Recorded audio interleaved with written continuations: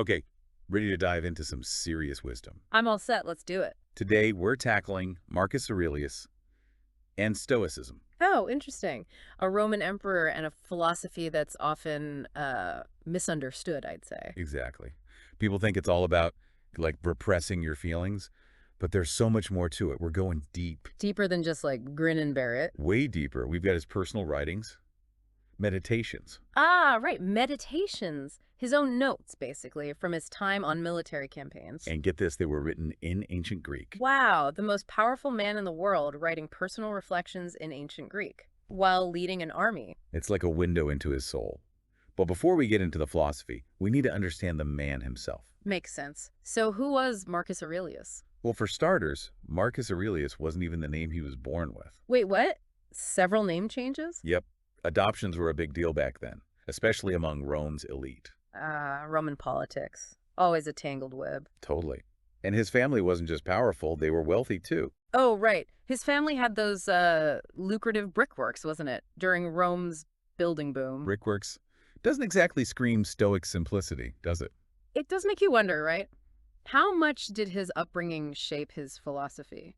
That's a great question. And then there's the whole co-ruling thing. Oh, right. He shared power with Lucius Verus, didn't he? Yep. Not your typical Roman emperor situation. Must have been some interesting power dynamics going on there, especially with all the challenges they faced. Like the Antonine Plague, for example. Devastating. Millions died. Can you imagine trying to lead an empire through a pandemic like that? And that's not all. He chose not to appoint a successor, remember? Leading to, well, Commodus taking over. Commodus. Not exactly known for his wisdom or virtue. Definitely not a model Stoic emperor. No. No, he wasn't. It's amazing to think that Aurelius, with all this going on, still found time for reflection, for trying to live a good life. He was striving for something deeper, something more meaningful, amidst all the chaos. Okay, so let's talk Stoicism. What does it actually mean to be a Stoic? Well, it's not just about enduring hardship. It's about finding inner freedom, flourishing, no matter what's happening around you. Sounds kind of ideal in today's world, huh? Right. And at the core of Stoicism, you've got this idea of virtue, aligning your actions with what's, well, good and right. Virtue. So not just some vague idea, but a way of life. Exactly. And the Stoics broke down virtue into 4 key principles: wisdom, courage, justice, and temperance.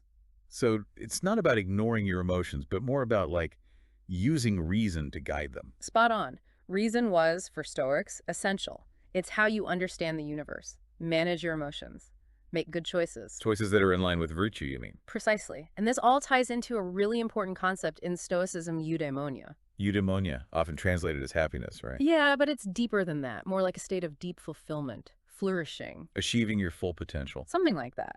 And it's not just about you either. The Stoics believed in living in harmony with nature.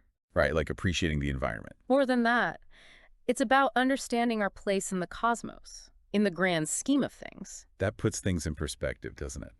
So we've got virtue at the heart of Stoicism, guiding us toward eudaimonia. But how does all of this play out in Marcus Aurelius' own life? Well, that's what's so fascinating about meditations. It's not just theory. It's him actually trying to live out these principles. As an emperor. Exactly.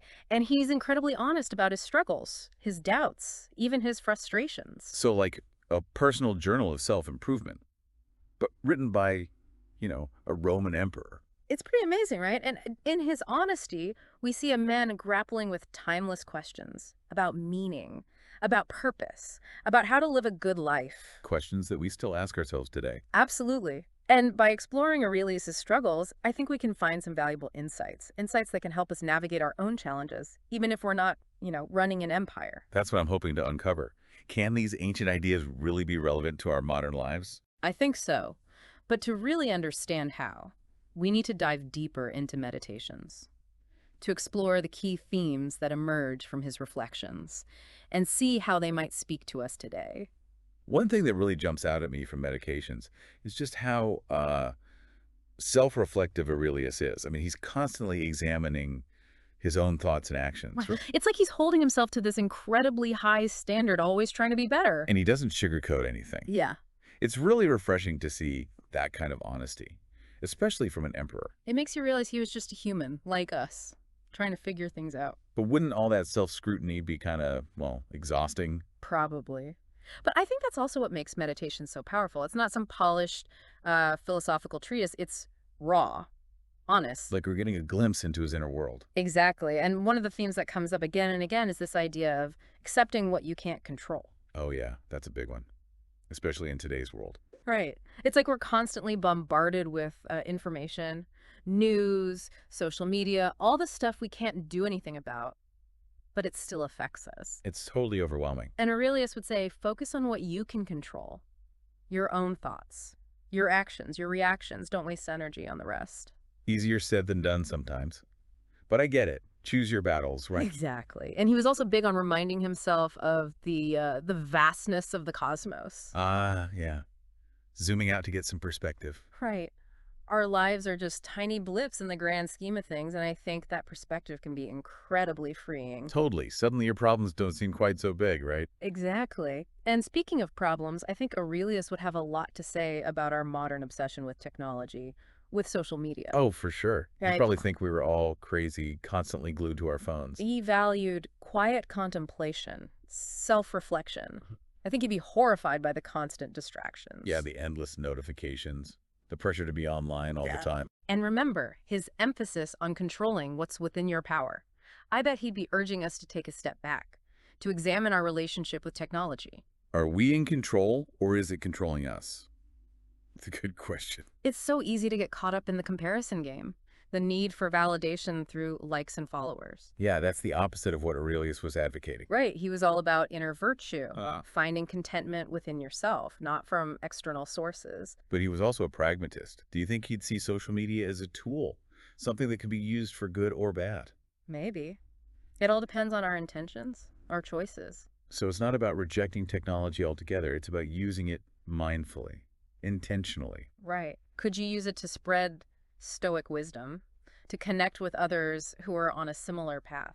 Interesting. It's all about taking control, right? Yeah. Making conscious choices. And I bet his advice on dealing with difficult people would be even more relevant in the age of, like, online trolls. Oh, yeah. It's so easy to get caught up in arguments online, to take everything personally. But how would a Stoic approach those situations? Well, Aurelius believed that most people aren't acting out of malice. They're just ignorant, making bad choices. So try to see the best in people, even when they're at their worst. Something like that. Recognize that their behavior is often a reflection of their own struggles. That's a very Stoic way of looking at it. It helps you approach things with more compassion, right? Exactly. And ultimately, it's about choosing how you react, not letting your emotions dictate your behavior. Which is, of course, a key Stoic principle. So even online, it's about using reason to guide your actions. Right. You always have agency. You can choose to engage. You can choose to disengage. You can choose to respond with kindness or with anger. It's up to you. And it comes back to that idea of focusing on what you can control, your own thoughts, actions, and reactions. Aurelius's advice on dealing with difficult people is almost like a blueprint for navigating the online world. It really is. And it goes beyond just the internet. Think about all the stressful situations we face in modern life. Work deadlines, relationship problems, money worries. Aurelius had his own share of stress, running an empire. I bet. But he had some techniques for managing that anxiety, right? He did, and a lot of them are still relevant today. Like what? Give me some examples. I need all the help I can get. Well, he talked about calming the mind, focusing on the present moment, recognizing the power of your own thoughts. It's like he was a mindfulness guru centuries ahead of his time. Right. And he had some really simple but effective techniques, like negative visualization. Negative visualization. What's that? It's basically imagining the worst case scenario, not to dwell on it, but to prepare yourself mentally. Wouldn't that just make you more anxious? It sounds counterintuitive, but it can actually be really helpful. By facing your fears, you can kind of like take away their power. So it's like mental preparation for the tough stuff, building resilience, Exactly. And it can also help you appreciate what you have even more. because you realize it could all be gone tomorrow. It's a powerful perspective shift. From fear of loss to gratitude for what you have. I like that. And it can lead to this idea of amor fati, loving your fate, Accepting whatever happens, even the bad stuff. embracing it, seeing challenges as opportunities for growth. That's a tough one, but I see the wisdom in it. So it's not about giving up. It's about finding meaning. Exactly. trusting that there's a bigger picture, even when we can't see it. And that reminds me of another key Stoic idea, the interconnectedness of all things. Aurelius talks about that a lot, right? He does. We're all part of a larger web. Yeah. Our actions have ripple effects. So it's like the butterfly effect, right? Yeah. Something small can have huge consequences. Exactly. And that awareness can inspire us to live more consciously, more compassionately. So it's not just about me and my problems. It's about recognizing that I'm part of something bigger. And that's where virtue comes full circle. By living virtuously, we're not just helping ourselves, we're helping everyone. It's like, be the change you want to see in the world. Exactly. Stoicism gives us a way to actually do that, to become the kind of people who can create a better world. Pretty powerful stuff. So we've got virtue, cosmic perspective, and practical techniques for managing our emotions. Hmm.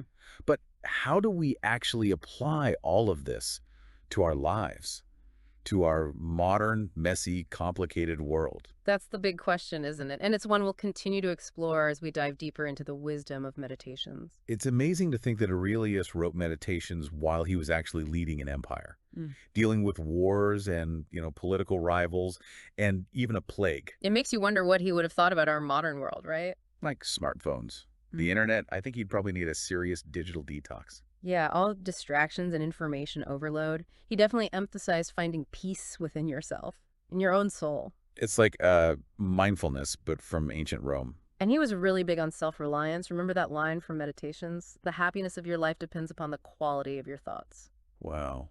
That's like a radical idea in today's world. Right. We're constantly told that happiness comes from outside ourselves. But Aurelius was saying it's an inside job. So how do we actually do that? How do we cultivate that inner strength, especially when it feels like the world is pulling us in a million directions? Well, one technique he used was negative visualization. Negative visualization. That sounds kind of scary. I know, but it's not about being negative. It's about mentally preparing yourself for challenges. So like imagine the worst case scenario. Exactly. Not to dwell on it, but to kind of take away its power. By facing your fears head on. Right. And by realizing that you can handle even the toughest situations. So it's like a mental exercise in resilience. Exactly. And it can also lead to this really interesting idea, amor fati. Amor fati. What's that? It means loving your fate, embracing whatever life throws at you, Even the bad stuff. seeing challenges as opportunities for growth, for learning. Okay, that's a tough one. Oh, But I see the wisdom in it. It's not about being passive. It's about finding meaning in every experience. and trusting that there's a bigger picture, even when we don't understand it. It reminds me of another key Stoic idea, the interconnectedness of all things. Right. Aurelius talks about how we're all part of this larger web. Our actions have ripple effects. It's like the butterfly effect. Exactly. Even small actions can have huge consequences. And knowing that can inspire us to live more consciously, more compassionately. It's not just about me and my little world. It's about understanding that I'm part of something much bigger. And that's where virtue comes full circle. By striving to live virtuously, we're not just benefiting ourselves, we're benefiting everyone. So it's about being the change you want to see in the world. Exactly. Stoicism gives us a practical framework for doing that, for becoming the kind of people who can make the world a better place. Powerful stuff. We've covered a lot in this deep dive. Virtue, cosmic perspective, techniques for managing our emotions. But it all comes back to this. Aurelius was a real person, a Roman emperor, dealing with real challenges. And yet his struggles are so relatable, even today. It's amazing, isn't it? Stoicism is not just some dusty old philosophy, it's a living tradition. It's like he's offering us a roadmap for living a better life, a more meaningful life. And it's a journey we can all take, no matter who we are or what our circumstances are. Well, we've only scratched the surface of meditations, but hopefully we've given you a taste of the wisdom that's in there. And a sense of how relevant it still is. Exactly. So go check it out for yourself, explore Stoicism, see what resonates with you, and who knows, maybe you'll be inspired to start your own meditations for the modern age. That would be amazing. We'd love to hear what you discover. So until next time, keep diving deep, keep questioning, keep exploring, and keep those Stoic virtues burning bright.